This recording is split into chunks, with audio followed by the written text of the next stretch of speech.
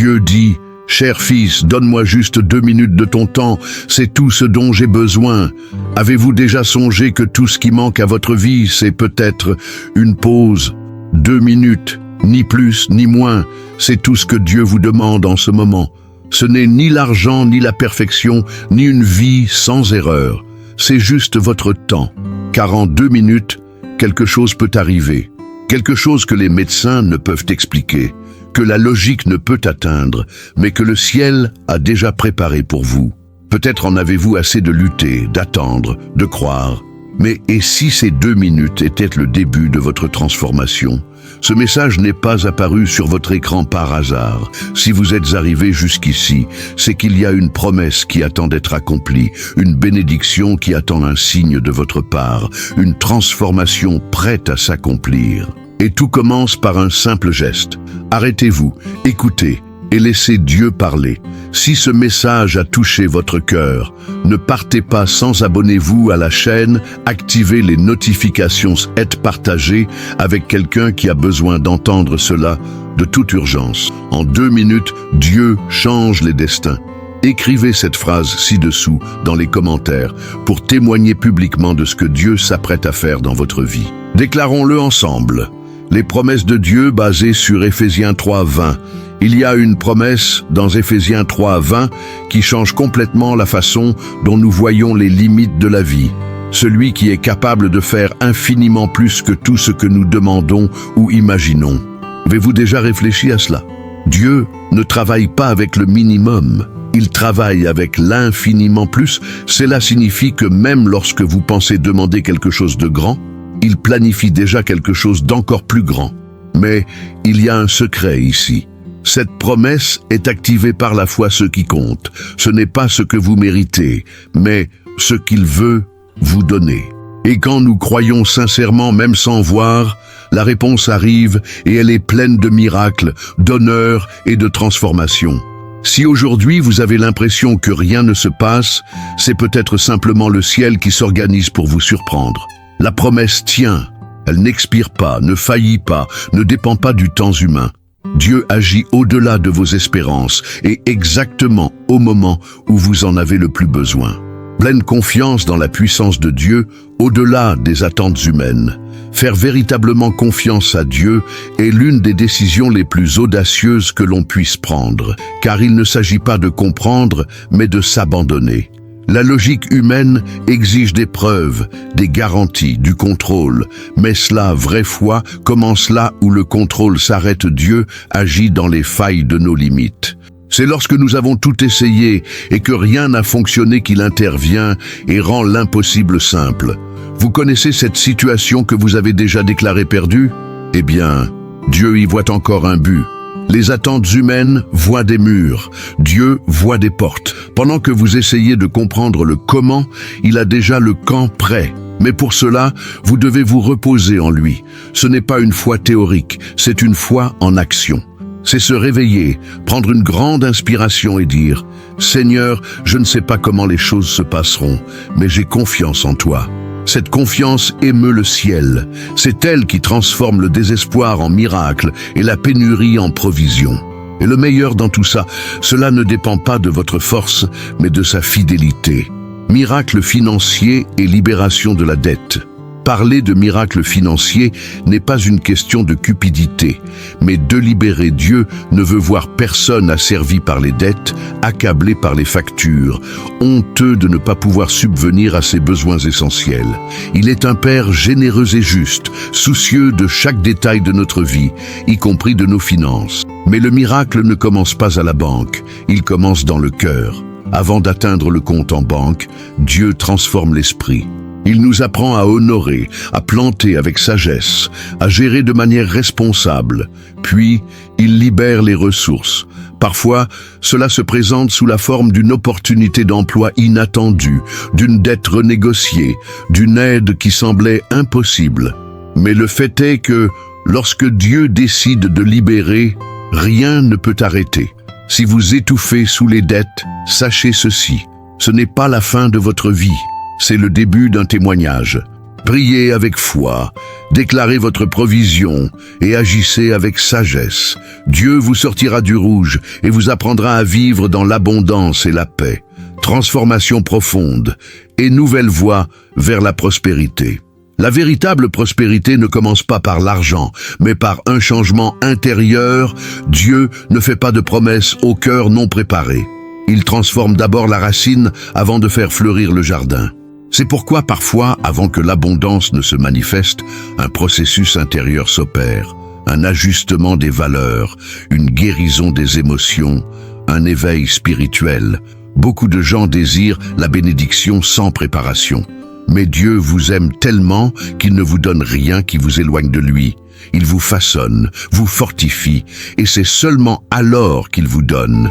Et la transformation est continue.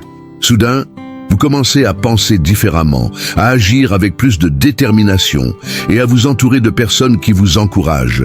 C'est Dieu qui vous conduit vers une nouvelle ère. De nouvelles voies vers la prospérité s'ouvrent lorsque vous décidez de marcher dans la direction de la volonté de Dieu. Il ne s'agit pas d'une formule magique, mais d'une vie pleine de sens. Et lorsque la vie a un sens, même ce qui était rare commence à déborder.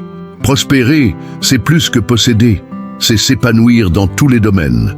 Bénédiction spirituelle, protection contre les ennemis et réconfort divin. Les bénédictions les plus précieuses de la vie ne sont pas celles qui sont comptées en nombre, mais celles qui soutenirent l'âme, la paix au cœur de la guerre, la protection silencieuse au cœur des combats, le réconfort quand personne ne comprend votre douleur. Ce sont des dons spirituels venus directement du cœur de Dieu. Parfois, le plus grand miracle est de rester debout alors que tout s'écroule autour de vous. Et c'est là qu'intervient la protection divine. Vous n'imaginez même pas combien d'attaques ont été annulées avant même de vous atteindre. Pendant votre sommeil, un Dieu veille sur vous. Les ennemis se lèvent, mais tombent devant sa présence. On peut même tenter de vous abattre. Mais aucune arme forgée ne prévaudra contre qui que ce soit, gardée par le Très-Haut. De plus, Dieu ne se contente pas de protéger, il réconforte. Les jours où personne ne remarque vos larmes, il les voit. Quand il n'y a pas d'étreinte, il les couvre de paix. Quand l'âme gémit en silence, il répond par l'espoir. Les bénédictions spirituelles sont invisibles, mais elles transforment tout de l'intérieur. Renouvelez la foi en période difficile. La foi est comme une flamme. Parfois, elle est forte, vive, réchauffant tout autour d'elle. Mais à d'autres moments, elle semble sur le point de s'éteindre. Et c'est précisément dans les moments difficiles que nous avons le plus besoin de la raviver. Quand tout semble sombre, quand le vent souffle contre nous, quand les prières semblent atteindre le plafond, c'est alors que Dieu murmure « Je suis toujours là ».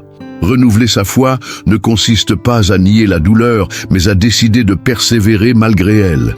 Il s'agit de lever les yeux quand tout autour de soi annonce la fin. Et vous savez quoi? Dieu honore ce choix. Il ne recherche pas la perfection, mais la volonté. Si aujourd'hui votre foi est épuisée, fragmentée, au bord de l'extinction, sachez qu'il y a encore de l'espoir. Commencez par des gestes simples. Louanges sincères, lecture des psaumes, conversation franche avec Dieu avant de vous coucher. La foi se nourrit de ces petits gestes. Et avant même de vous en rendre compte, cette flamme qui semblait éteinte brûlera à nouveau, plus forte, plus vive, prête à soutenir votre victoire. Valorisez la prière et la communion quotidienne avec Dieu. La prière n'est pas une obligation religieuse, c'est une relation.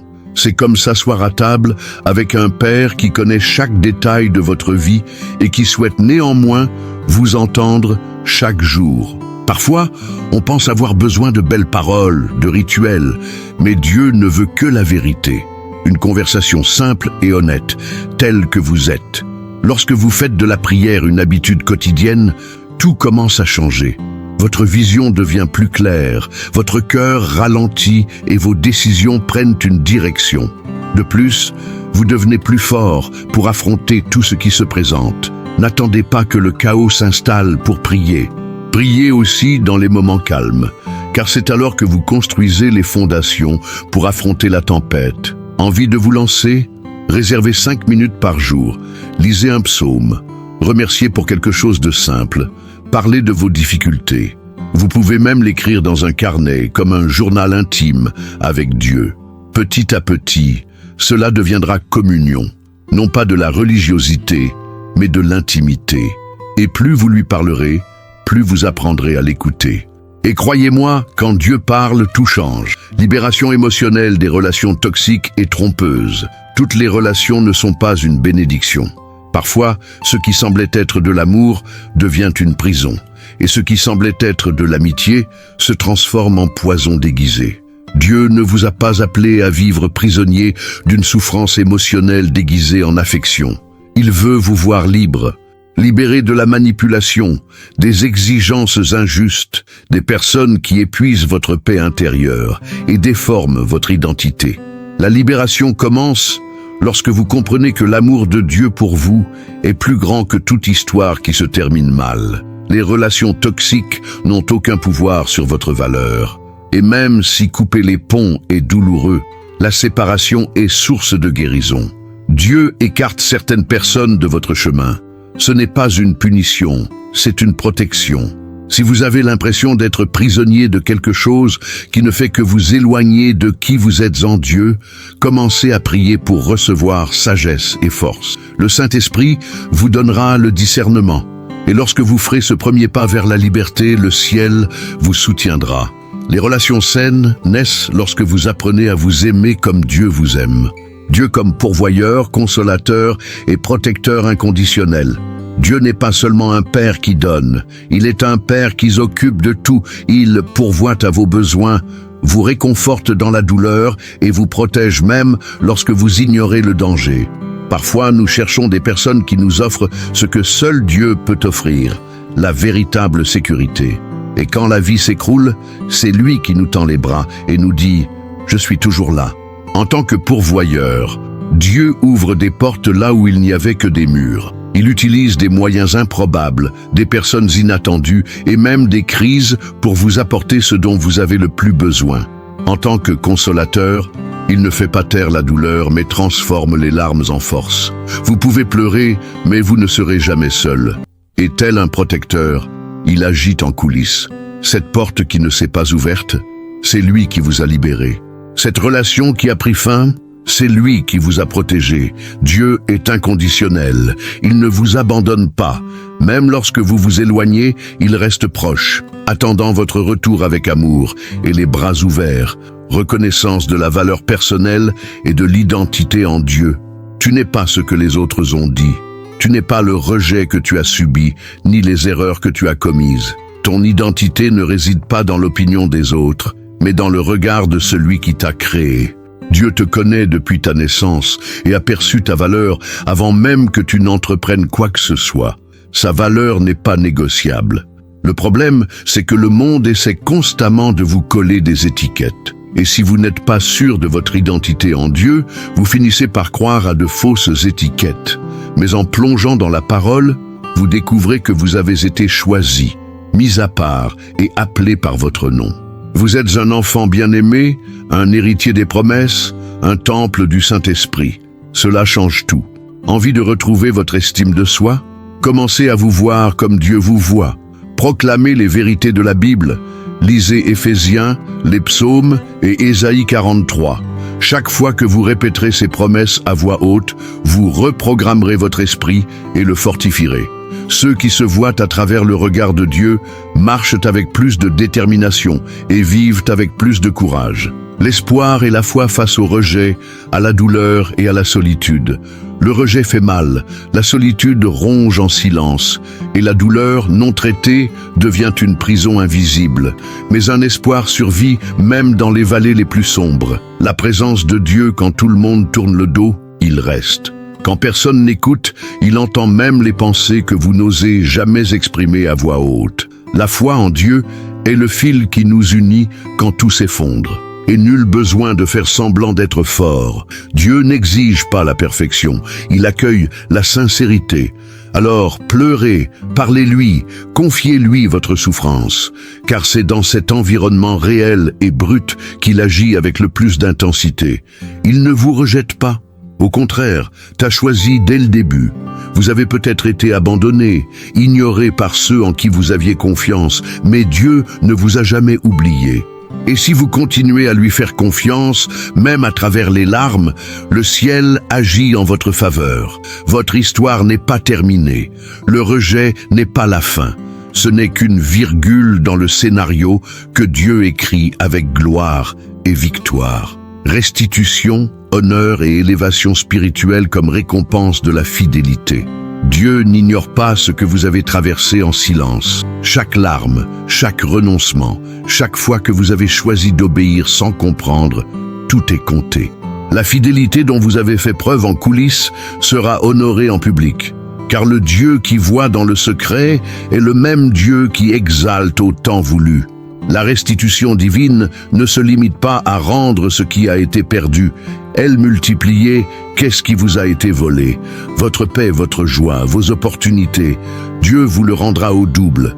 Mais ce n'est pas tout. La restitution est accompagnée d'honneur. Celui qui a été humilié sera exalté. Ce qui a été oublié sera rappelé. Et cette récompense n'est pas seulement matérielle. L'élévation commence intérieurement. Dieu vous fait mûrir, vous fortifie et vous élève spirituellement. Les gens vous regarderont et remarqueront la différence, non pas à cause de ce que vous avez, mais à cause de ce que vous portez.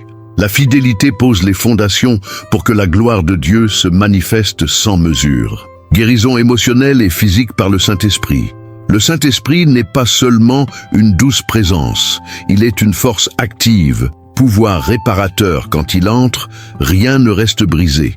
Les blessures émotionnelles profondes, les douleurs inexprimables, les traumatismes accumulés depuis des années, tout cela peut être touché et guéri par sa présence.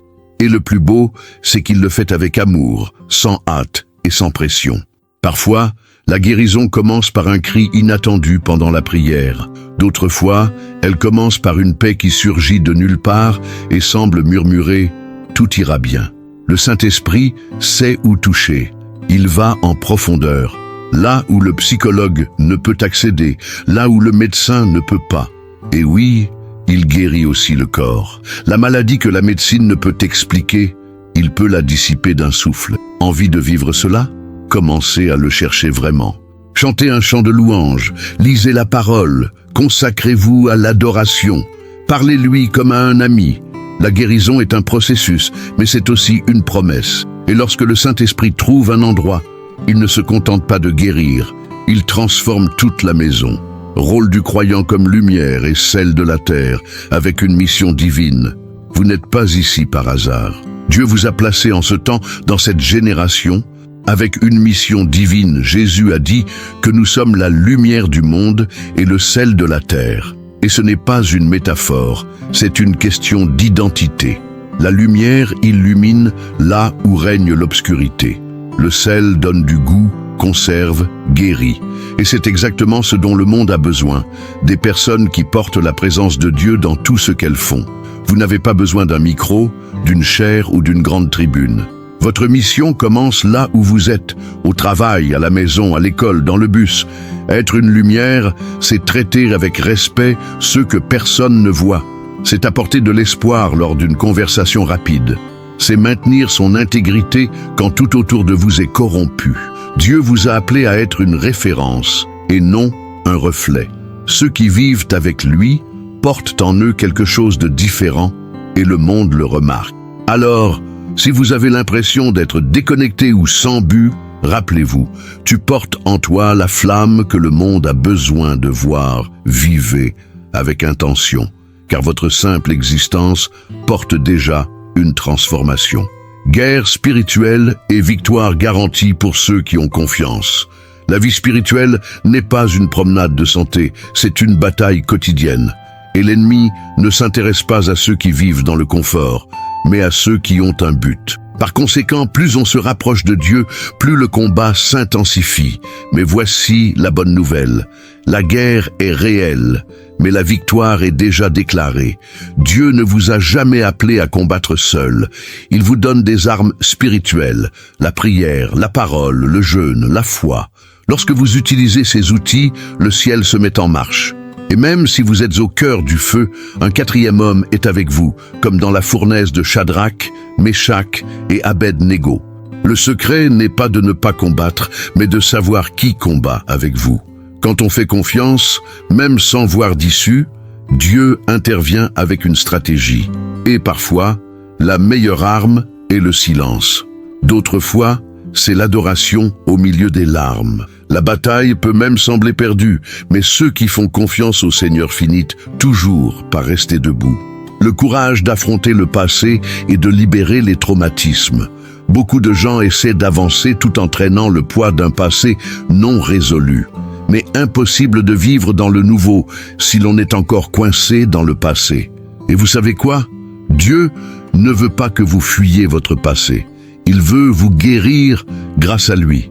Mais cela nécessite un mot, courage. Faire face au traumatisme, à la culpabilité, aux erreurs, aux abus, n'est pas facile. Mais c'est nécessaire. Prétendre que tout va bien n'apporte pas la guérison. Le Saint-Esprit veut vous guider dans un processus de restauration qui commence par la vérité. Et sur ce chemin, il ne vous expose pas. Il vous libère. Il prend les morceaux brisés et les rassemble pour en faire quelque chose d'encore plus beau. Envie de vous lancer? Parlez à Dieu des choses auxquelles vous évitez même de penser. Notez-les. Priez. Cherchez de l'aide si vous en avez besoin. Libérez le pardon.